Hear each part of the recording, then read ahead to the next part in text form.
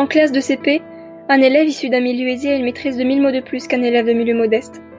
Cette constatation frappante illustre le fossé qui existe entre les enfants au sein des différentes classes sociales. Cette rupture se fait sur les bancs de l'école, dès la maternelle.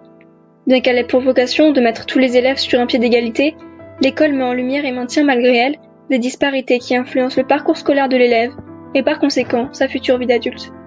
Un élève issu d'un milieu défavorisé a 4 fois plus de chances d'être en difficulté scolaire. Si les parents sont peu diplômés, avec une situation financière instable, alors l'accès aux grandes écoles et aux filières sélectives deviendra plus difficile.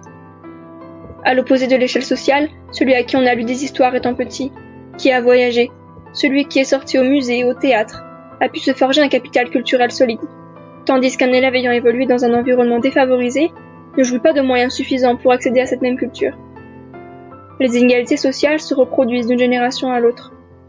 De plus, les enfants doivent grandir avec le poids de la réussite qui pèse sur leurs épaules.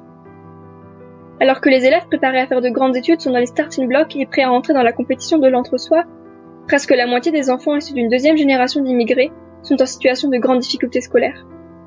Les enfants sont les marqueurs de l'état d'une société. Ainsi, l'éducation pour toutes et pour tous est un défi crucial. Mais d'abord, nous devons abattre les stéréotypes de genre, de culture, supprimer la compétition, rendre la culture à toutes et à tous, et pour toutes et tous, redistribuer les richesses, garantir les mêmes chances à chacune et chacun, pour léguer une société en progrès.